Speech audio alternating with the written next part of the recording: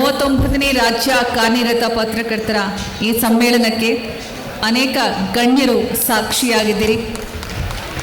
ಎಲ್ರಿಗೂ ಕೂಡ ಹೃತ್ಪೂರ್ವಕ ಧನ್ಯವಾದಗಳು. ಇನ್ನೇನು ಕೆಲವೇ ಕ್ಷಣಗಳಲ್ಲಿ ಪ್ರಶಸ್ತಿ ಪ್ರದಾನ ಸಮಾರಂಭ ಆರಂಭ ಆಗುತ್ತೆ. KUWJ ವಾರ್ಷಿಕ ಪ್ರಶಸ್ತಿ ಪ್ರದಾನ ಸಮಾರಂಭ ದಾವಣಗೆರೆಯ ಅಭೂತಪೂರ್ವ ಯಶಸ್ಸಿನ ನಂತರ ಇದೀಗ ತುಮಕೂರಲ್ಲಿ ಅದಕ್ಕಿಂತಲೂ ಹೆಚ್ಚಿನ ಯಶಸ್ಸನ್ನ. Not many weeks you have all read and heard about the brutal murder of the young journalist less than half my age Mukesh Chandrakar in Bastar. I have myself been interviewed by Mukesh Chandrakar twice in Bastar on YouTube, and he paid a very high price. He paid with his life for daring to be independent and speak the truth against vested interests, against corruption. In solidarity with the journalists of Bastar and in memory of Mukesh Chandrakar, may I ask all of you to rise and observe a moment's silence in memory of Mukesh Chandrakar.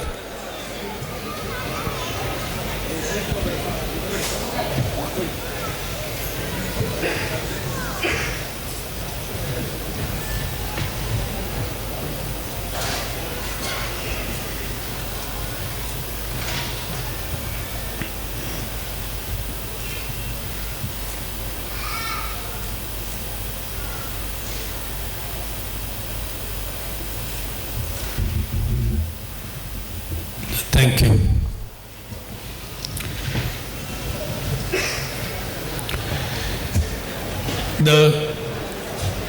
The murder of Chandrakar gives you a very good idea of why India is ranking 159 in the World Press Freedom Index. Many African and Latin American countries are doing better in the Press Freedom Index than India is doing in the World Press Freedom Index. Chandrakar's importance you should also understand. I mean, he is from Bastar, but hundreds of young journalists who have been driven out of their commercialized newspapers, they have taken to YouTube.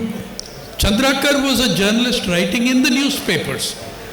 But I want to also say how extremely well the young journalists all over the country have taken to YouTube. I don't know how long that freedom will last.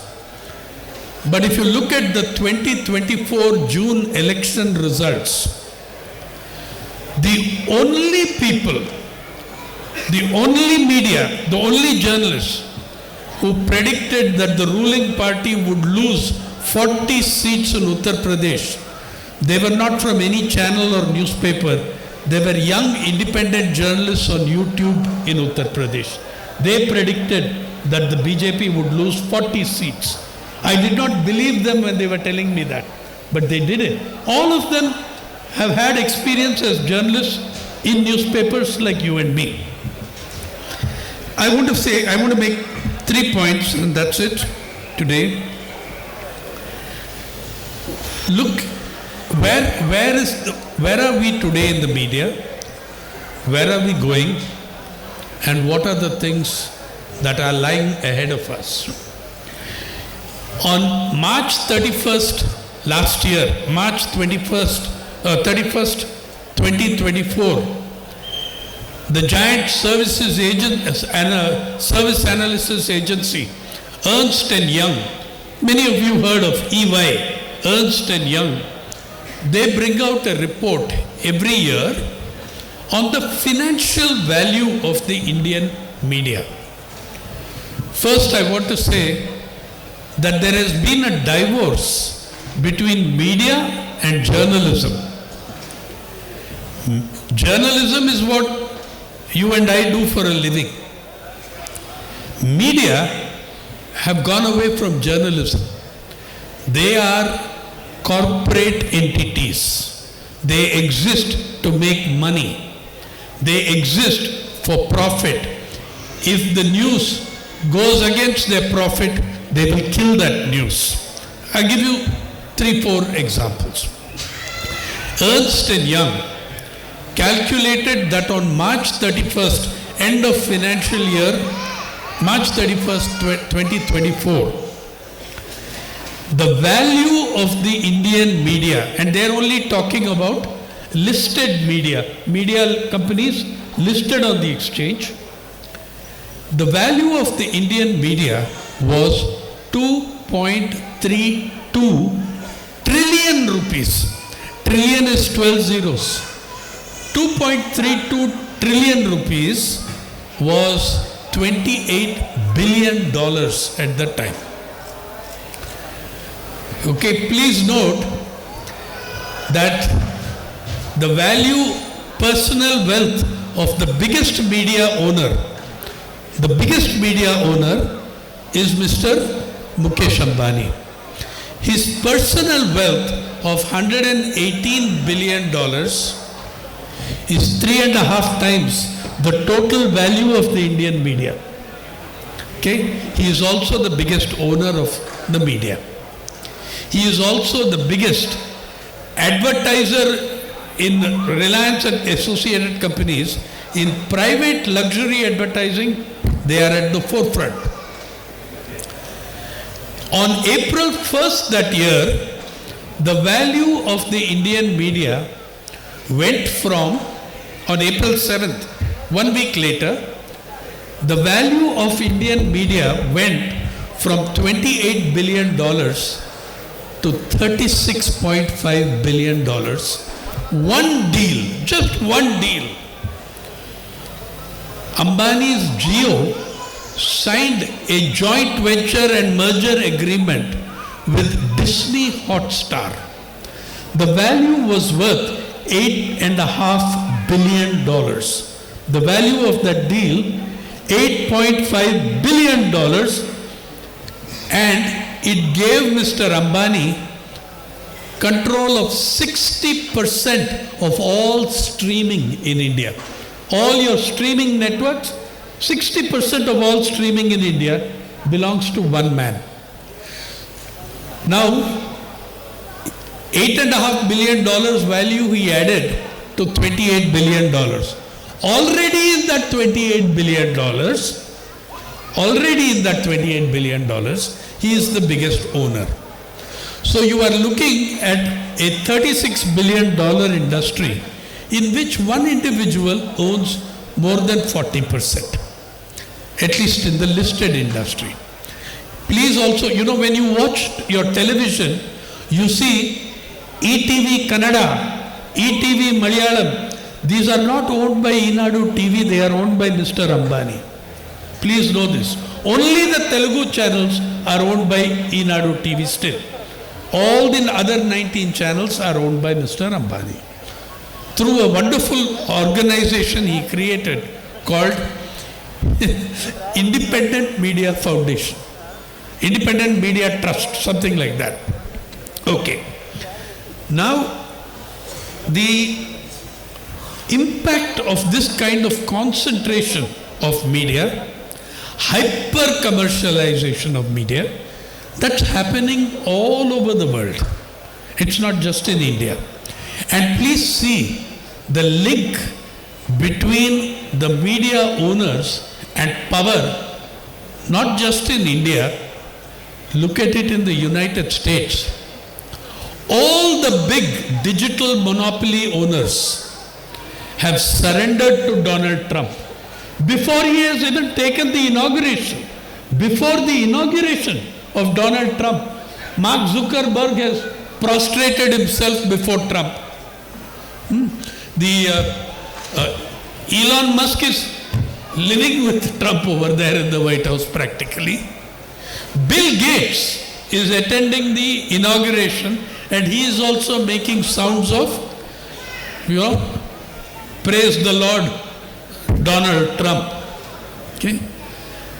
the link between what I'm trying to say is why media is different from journalism.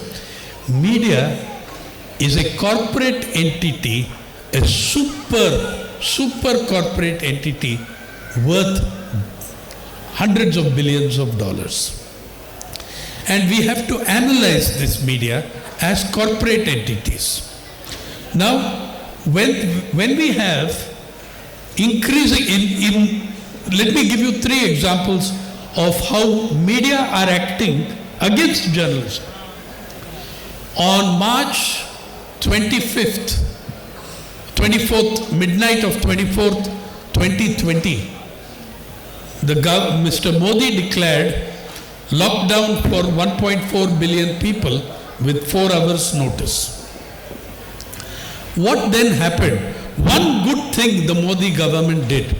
The only action of the Modi government that I publicly praised, they listed media in essential industries. They listed media in essential industries. What is becoming essential service? What does it mean? For instance, you cannot be retrenched, you cannot be sacked. Can we, in the middle of a crisis, shut down the police force and the fire brigade? You cannot. That's what essential service means. And yet, so we were declared, first time in Indian history, you and I were declared an essential service. And yet, in the next 24 months, the media owners retrenched, sacked 3,500 journalists. In the Delhi Union of Journalists has gone to the Supreme Court in the affidavit. They sacked 3,500 journalists and between 10 and 15,000 non-journalist media workers, cameramen, technicians, all of them. So, over 15,000 media personnel were sacked when you are not supposed to be able to sack someone. As a member of an essential service, you are entitled to that protection. But the media bosses are so powerful and they are so close to power, so close to establishment that they could get away with anything. I was a member of the Press Council subcommittee looking at the retrenchments. We sent letters to all the media houses. Please give us your list of how many people you have sacked. Some of these things are very funny. You know what the media are doing now? No more stringer. No more. They are hiring someone. When suppose you are living in the Nandi Hills, you are a stringer. The contract you sign with the newspaper, it says, I am not by profession or vocation a journalist. I am just, doing this as a hobby. So now we have a new class, hobby journalists. Because when you have signed that letter, I can sack you at any time and you cannot get any compensation, you cannot get any justice. You are saying I am not a journalist. I am only doing this as a hobby. So you have created a class of people called hobby journalists. Uttar Pradesh is full of it. Then comes so when we sent letters to the big media houses, Press Council of India is a statutory body. This subcommittee was representing the statutory body. We got 90% of the media 90% did not reply. Those who replied, the big groups like Times of India, they told us it is none of your business. Press Council should look at freedom of expression. Press Council cannot look at hiring and firing. Okay? So, your job security has no link to freedom of expression. It has no link to freedom of media. That is what they are saying. Then comes, look at how this highly hyper-commercialized media has covered some of the greatest processes of our time. Look at how they covered the Kisan Andolan in Delhi. When did your media tell you that this was the largest protest action for justice in the world in the last 30 years? In the last 30 years. Before that, the biggest protest action was Occupy Wall Street in New York, Wall Street, where a few thousand young techies occupied Zuccotti Park. Even the owner of Zuccotti Park was sympathetic to them. He did not say, leave my park. But the mayor of New York, after 9 weeks, he told NYPD, New York Police Department, throw them out. In 10 hours, they cleared Zuccotti Park. End of the world's most famous protest movement. Your Kisan, your farmers, they didn't last 9 weeks. They resisted and lasted 54 weeks. 1 year and 2 weeks. Braving Delhi's worst winter in 40 years, its worst summer in 10 years, a horrible monsoon, 720 farmers died. How did we report it? Where does it show in your media that bravery that they were fighting for all of us, for our freedom of expression? Where is that? Now, anyone who went to the camps of the farmers, I was there frequently. I was also speaking on their platform. If you went there, every second slogan named Ambani, named Adani. Did the media tell you that? How can they tell you that when Ambani is the biggest owner of the media? How can they tell you that when Ambani is the biggest advertiser in those media he does not own? So the complete monopoly ownership of media is stifling journalism, is denying the public their right to know, their right to knowledge.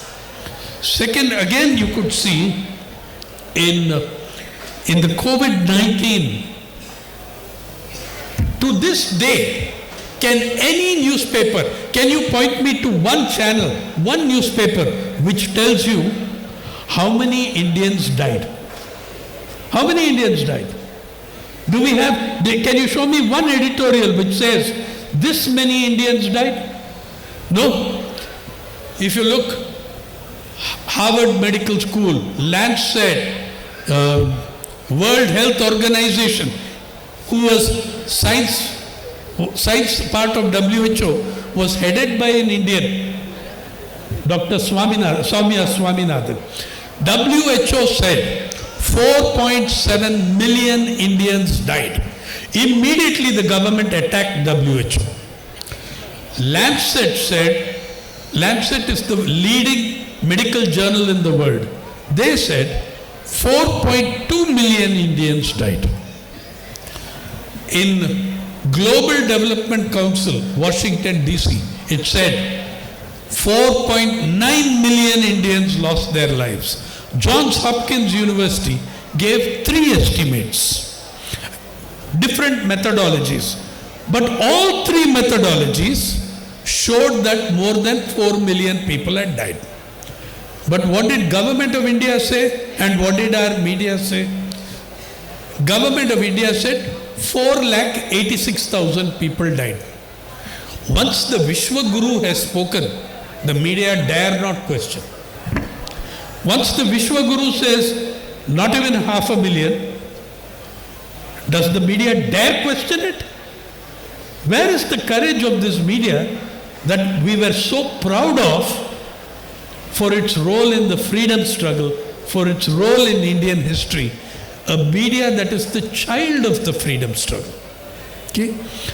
Now, when 2 crore and more people walked back to their villages in COVID, the so-called reverse migrations, nobody covered them beyond the city boundaries.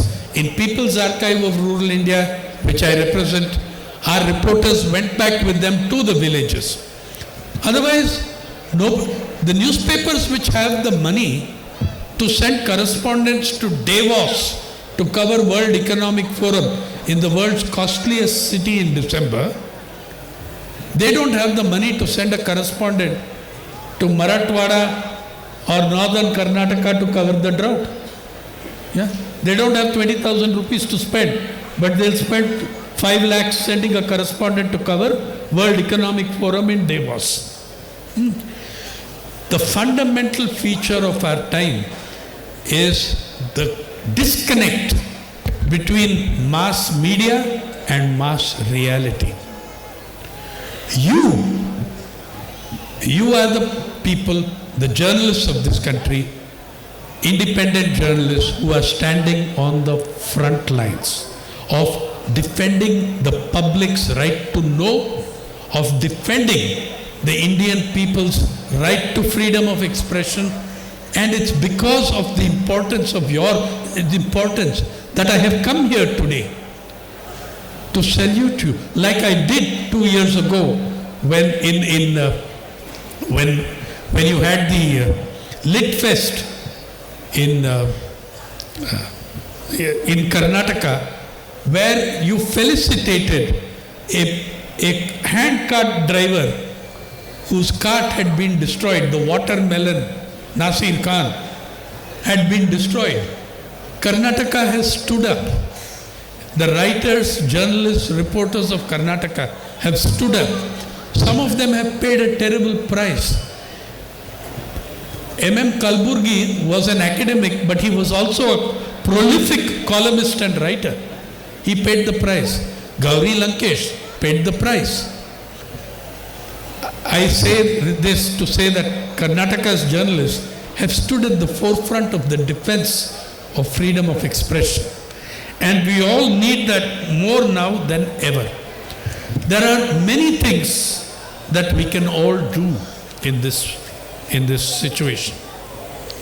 One, please strengthen your unions. If you don't, the unions, how did this media come to this stage? Because in the 1980s, the Maliks introduced contract system, 11-month contract system. And with that, all the unions collapsed. Who will join the union if the Times of India management is watching them? They're not going to join the union. So this was one. If the death of the unions will mean the death of independent journalism. Yes, you can do independent journalism outside the mainstream media, but you do not have that reach. And you can see what is happening to those YouTube journalists of Bastar and UP.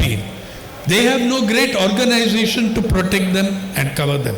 One is strengthen the union movements. And lastly, what we need to do also is to fight for anti-monopoly laws, to see that monopolies are broken down.